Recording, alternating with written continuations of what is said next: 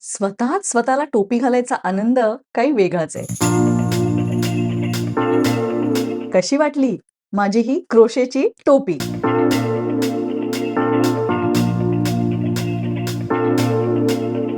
ही टोपी काही मी लेह लडाखला जाऊन ॲज अ टुरिस्ट आणलेली नाहीये. ही टोपी मी स्वतःची स्वतः विणली आहे माझ्यासाठी. कशी आहे? आवडली तर नक्की सांगा. तुम्ही पण शिकू शकता. अगदी सोपं आहे. कसं? चला बघूया आजचा व्हिडिओ. तुमच्यापैकी ज्यांनी कधी क्रोशेट ट्राय केलं नसेल त्यांच्यासाठी हा व्हिडिओ आहे. व्हिडिओ शेवटपर्यंत बघायला विसरू नका, कारण मी तुम्हाला सांगणार आहे मी क्रोशेनी काय काय बनवलंय. कसा वाटला तुम्हाला अमिगुरुमी बोकोबा क्रोशेनी बनवलेला?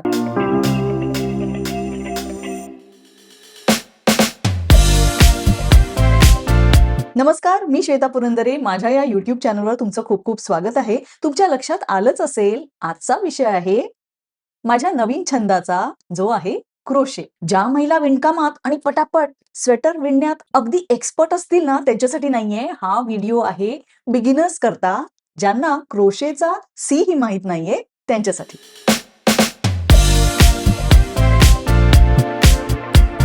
एक धागा सुखाचा 100 धागे दुःखाचे. मला तर वाटतं हे गणितच चुकलंय, कारण मला 100 धागे सुखाचे पाहिजेत आणि एखादा धागा दुःखाचा असला तरी चालेल. आणि असा आनंद मला मिळाला आहे या नवीन छंदामुळे. क्रोशेचा हा छंद मी नुकताच शिकले आणि मला एक नवीन दालनच उघडं झालेलं आहे. वेगवेगळ्या प्रकारचे प्रोजेक्ट बनवायला शिकणे, ते बनवणे आणि त्या वस्तू मित्रमैत्रिणींना, नातेवाईकांना देणे, हा एक नवीन आनंदच मी मिळवायला लागले. तेव्हा आज मी हा आनंद तुमच्या बरोबर शेअर करणार आहे आणि क्रोशेच्या गमती-जमती तुम्हाला सांगणार आहे. आणि काय तुम्हाला माहिती होतं, क्रोशेचे 10 फायदे आहेत. चला तर मग आजच्या व्हिडिओला सुरुवात करूया. क्रोशे. तर आज आपण बोलतोय क्रोशे या छंदाबद्दल. नमस्कार, मी श्वेता पुरंदरे. माझ्या या चॅनलवर तुमचं खूप खूप स्वागत आहे. माझा व्हिडिओ तुम्ही पहिल्यांदा पाहत असाल तर चॅनलला सबस्क्राईब करायला विसरू नका.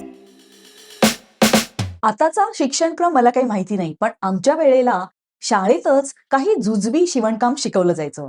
जसं धावदोरा घालणं, बटन शिवणं, पायपिंग करणं आणि असे छोटे छोटे रुमालावर काहीतरी डिझाईन करणं.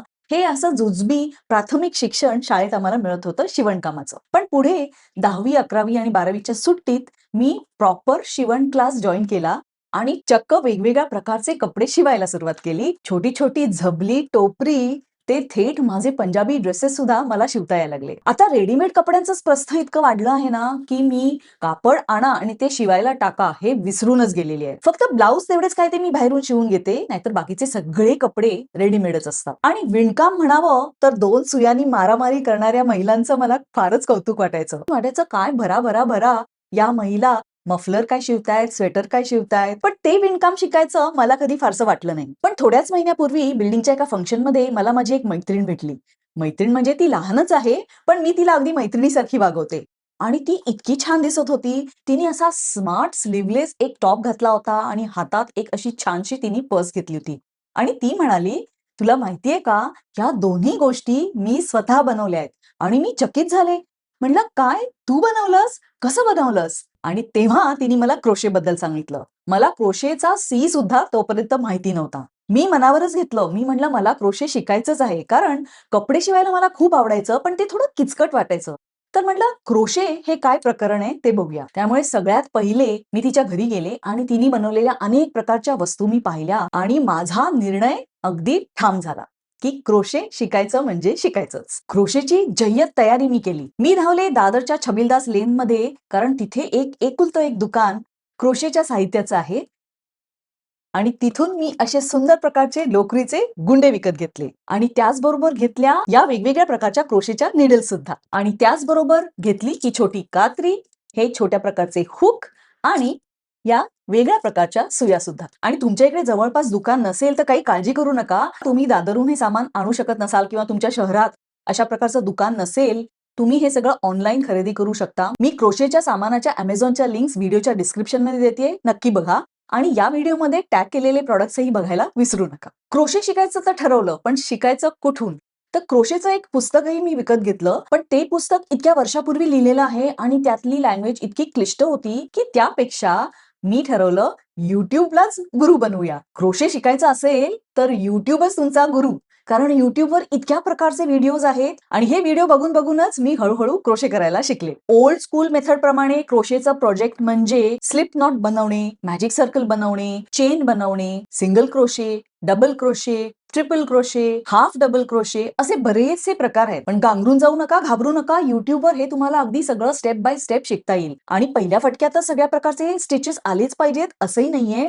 अगदी सिंगल क्रोशेनी सुद्धा तुम्ही काही प्रोजेक्ट्स करू शकता.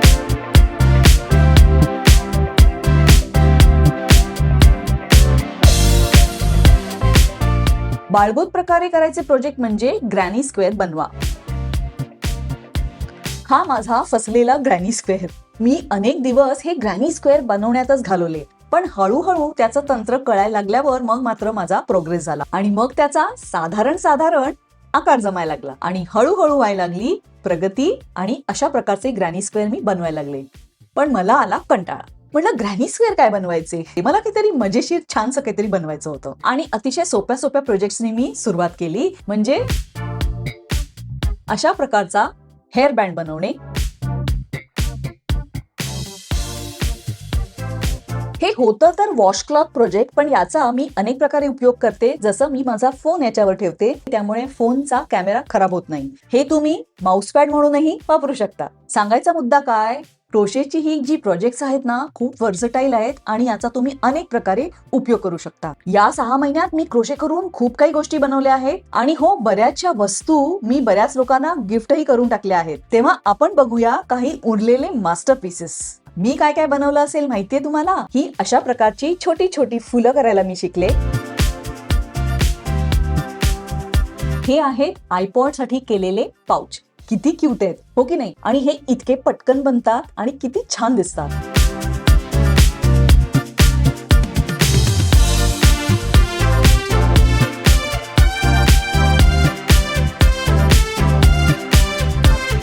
हा मी बनवला मोबाईलचा पाऊच. वॉकला जाताना गळ्यात ऐटीत घालून हे मिरवायला मला खूप छान वाटतं. आणि मी बनवली अशा प्रकारची कोस्टर्स सुद्धा.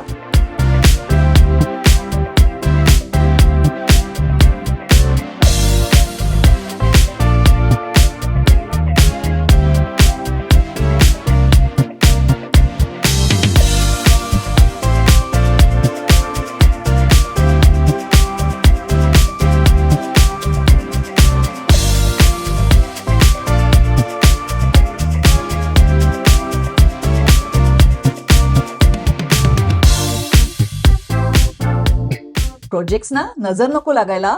हे कोस्टर इतकं छान झालंय आणि याचा तुम्ही उपयोग काही करू शकता. जसं तुमच्या सेंटर टेबलवर तुम्ही हे शोभेचा पीस म्हणून ठेवू शकता. ही आहे माझी चष्म्याची केस.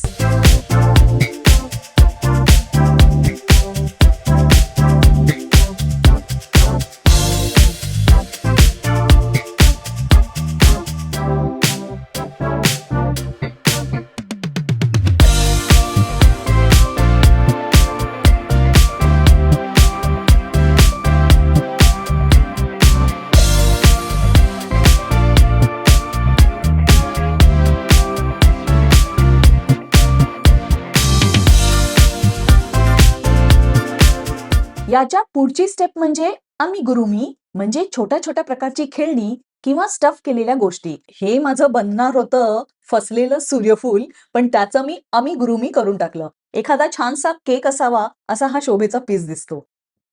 हे काय मांजराचं पिल्लू नाहीये, हे आहे क्रोशेचं टॉय.